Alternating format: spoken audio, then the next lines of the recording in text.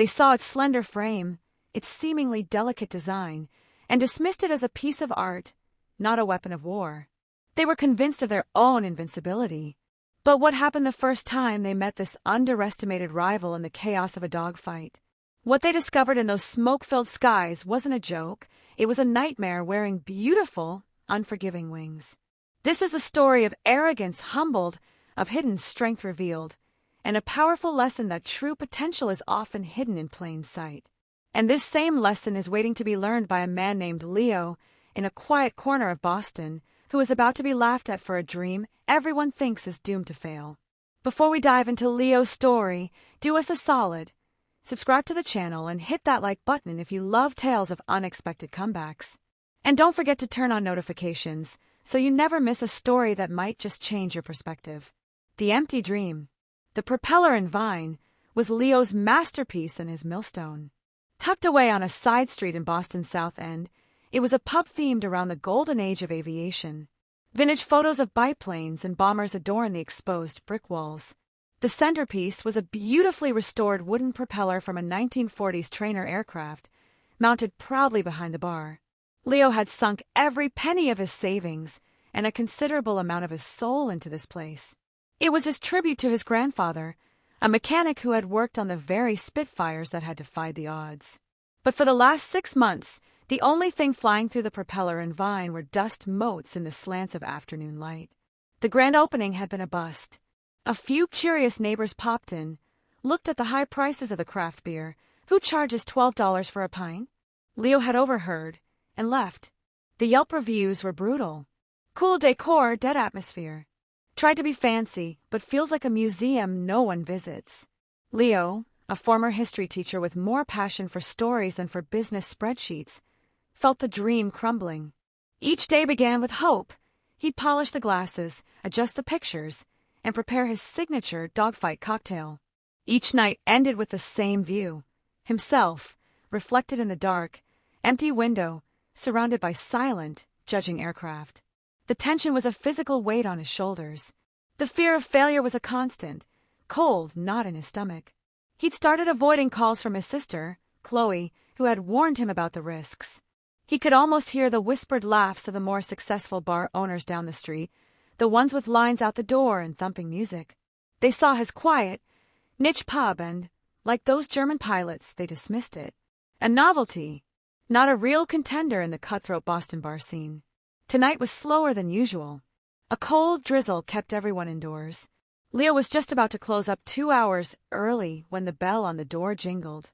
A man in a sleek, expensive-looking raincoat stepped in, shaking water from his sleeves. He had the confident air of someone who owned rooms he walked into. "Quite the place you have here," the man said, his eyes scanning the room not with wonder, but with analytical coldness. "Niche." "Thank you," Leo said, forcing a smile. "Can I get you something?" The man, who introduced himself as Mark, a business development consultant, ordered a scotch. He sipped it, made a noncommittal sound, and then leaned forward. "Look, Leo, is it? I'm gonna be blunt. This is a beautiful museum. But people don't drink in museums. They want sports on big screens, loud music, wing specials. This," he gestured around the empty room, "this is a passion project. A very expensive, very empty passion project. You're trying to win a dogfight with a biplane." The words hit Leo like a physical blow. They were the manifestation of every fear he'd been suppressing. He stood there, cloth in hand, the polished glass suddenly feeling like the weight of his entire failed ambition. The laughter wasn't just in his head anymore. It was sitting right in front of him, drinking his $12 scotch. The first engagement. Mark's words echoed in the silent pub long after he left. A very expensive, very empty passion project. Leo locked up, the click of the deadbolt sounding far too final. He slumped into a leather booth, staring at the giant propeller. His grandfather's face, smiling from a black and white photo beside it, seemed to look back at him not with pride but with pity. The emotional toll was becoming unbearable. He was drowning in debt. The landlord's calls were going straight to voicemail. The dream that had once filled him with excitement now only brought a deep, aching anxiety. He was isolated, trapped in his own beautiful failure. It was Chloe who finally broke through.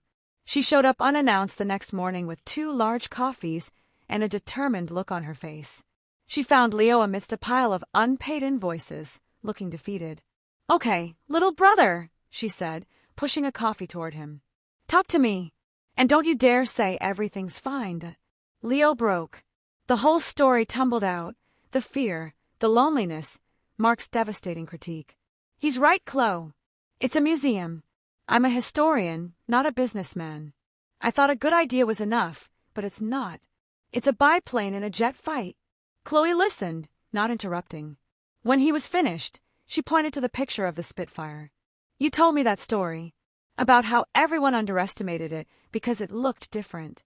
Because it didn't fit their idea of what a weapon should be." "Right." Leo nodded miserably. "So this guy Mark, and all the others laughing, they're your German pilots," she said, her voice firm. "They're looking at your plane, and they see the wrong shape. They don't see the engine. They don't see the maneuverability. They just see something that doesn't look like every other bar out there. And that, you idiot, is your greatest strength." It was a revelation, a sudden, unexpected shift in perspective that cut through the fog of his despair. The conflict wasn't that his pub was bad, it was that it was different. And he'd been trying to fight the war on their terms. A spark ignited in Leo's eyes. The tension began to morph into a different kind of energy, focused determination. "They laughed at the Spitfire until the dogfight began," he murmured. "Exactly," Chloe smiled. "So stop trying to be a bomber. Stop trying to be a big, loud sports bar.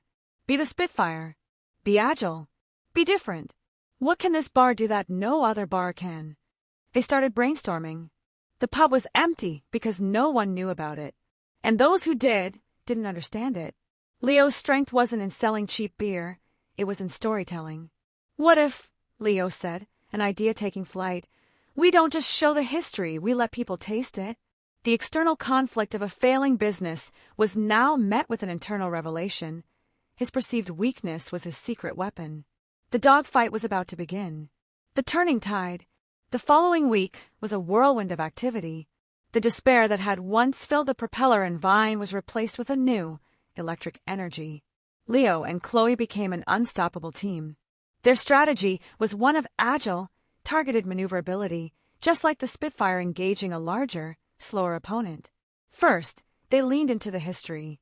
Leo designed a new menu, but it wasn't just a list of drinks and prices. It was a logbook.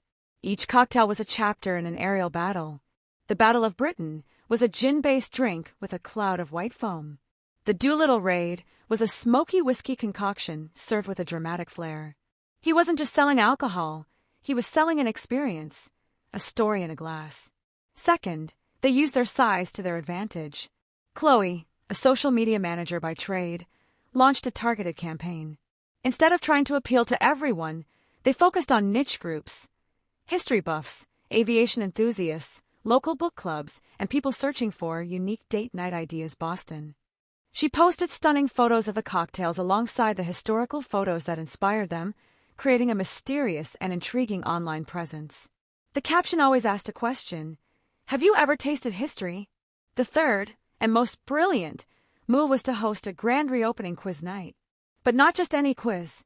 Aces High, World War II aviation trivia. The prize was a tab for the entire evening, and their name engraved on a small plaque mounted on the propeller. Leo was nervous the night of the event. What if no one came? What if it was another night of echoing silence? The tension was back, but it was the thrilling tension before a battle, not the dread of a defeat. At 6:45 p.m., the pub was still empty. Leo's heart sank. Then, at 7:01, the door jingled. A man in a vintage leather flight jacket walked in. "Is this the place for the trivia?" he asked. Then another couple arrived. Then a group of 4. By 7:15, the propeller and Vine was buzzing. Every stool was taken. Every booth was full. The low hum of conversation and laughter was a sound Leo had almost forgotten. People weren't just drinking, they were pointing at the pictures, asking Leo about the stories, debating answers to the trivia questions. He was in his element. He moved behind the bar with a new confidence, mixing drinks and recounting tales of aerial engineering and bravery. He wasn't just a bartender. He was a performer, a historian, a host. For the first time, his passion was not just on the walls, It was flowing through the entire room, infectious and compelling. The dogfight had begun, and the nimble, underestimated Spitfire of a pub was holding its own against the giants, not by imitating them, but by being utterly, brilliantly itself. The test of fire. The success of the trivia night wasn't a fluke, it was a proof of concept. The propeller and Vine found its squadron. Weeknights became themed nights. Women of the Air Force, Wednesday. Test pilot Thursdays, with experimental new cocktails. The pub developed a loyal, growing clientele who didn't just come for a drink, but for the unique atmosphere Leo had created. He paid off his most urgent debts. The landlord stopped calling. The Yelp reviews now glowed with phrases like hidden gem and the most interesting bar in Boston. Leo had done it. He had pulled his dream back from the brink. Which is exactly when the test came. It was a busy Friday night. The pub was comfortably full, the air alive with the clink of glasses and the warm murmur of a dozen conversations. Leo was effortlessly explaining the origin of the Memphis Belle bourbon smash to a fascinated couple when the door opened. In walked Mark, the consultant in the expensive coat. He wasn't alone. He was with a group of colleagues, clearly trying to impress them. "I told you about this quirky little place," Mark said, his voice carrying over the din, a bit gimmicky, but the scotch is decent. He didn't recognize Leo at first. He guided his group to the last available booth, right under the photo of Leo's grandfather. When Leo approached the table, menu in hand, Mark's eyes widened slightly in recognition, followed by a thin, condescending smile. Well, you're still open." "I'm surprised," Mark said, his colleagues looking on. "I guess the museum found some patrons." The tension returned, sharp and sudden. This was the moment.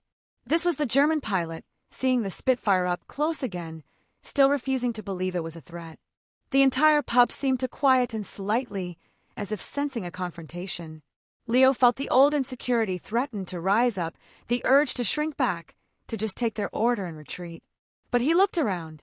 He saw a regular, Tom the aviation engineer, watching the exchange with a frown. He saw Chloe, who was helping out behind the bar, give him a subtle, steadying nod.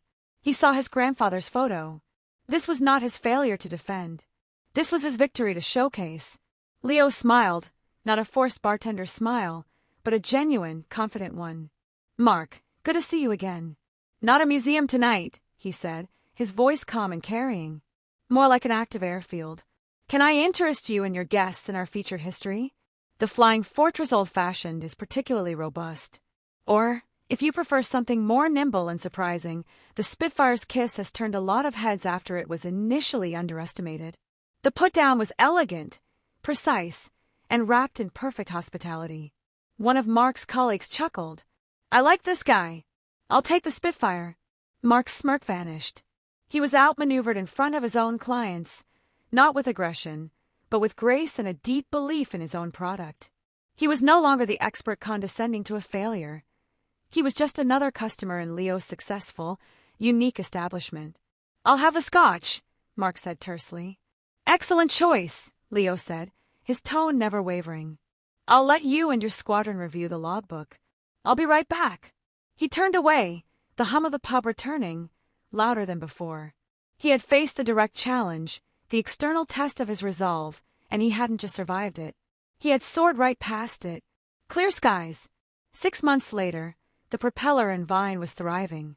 It wasn't the biggest or loudest bar in Boston, but it had become a destination. You needed a reservation for quiz night. Local journalists had written features on the historian bartender and his time machine pub. Leo had even hired 2 part-time staff, who he trained not just to mix drinks, but to tell the stories behind them. One evening, during a quiet moment between rushes, an older man with a neat, white beard and a U.S. Air Force cap sat down at the bar. He'd been slowly sipping a P-51 Mustang and studying the photographs with an expert's eye. "You've got a fine collection here, son," the man said, his voice gravelly and warm. "That one's rare." He pointed to a photo of a ground crew celebrating by a fighter plane. "Thank you, sir," Leo said, leaning against the bar. "My grandfather was a mechanic. He started the collection." The old man nodded. "I was a pilot. A long time ago. Flew in a different war, but we all know the legends." He paused, looking around the vibrant, warm, and successful pub. You know, the story I always loved was about the Spitfire. How nobody thought much of it at first. Too pretty. Too delicate. Leo stopped polishing the glass in his hand. A slow smile spread across his face. Until the dogfight began. The old man looked at him, a spark of understanding passing between them. Exactly. They laughed until they saw it turn. Until they saw what it could really do. It wasn't about brute force. It was about heart. About elegance under pressure. He raised his glass to Leo. You've built yourself a Spitfire, son. A real beauty. The words settled over Leo with a profound sense of peace and completion. This was the validation that mattered. Not from a business consultant, but from a man who had actually been in the skies. It was the final piece of his transformation. Later that night, after closing, Leo sat at the bar with Chloe, sharing a plate of fries. The silence was comfortable, earned. Remember when you thought you'd have to sell this place? Chloe asked, gesturing with a fry. I remember, Leo said, looking around at the now familiar, beloved space. I thought being different was my biggest weakness. Turns out it was your secret weapon, she finished.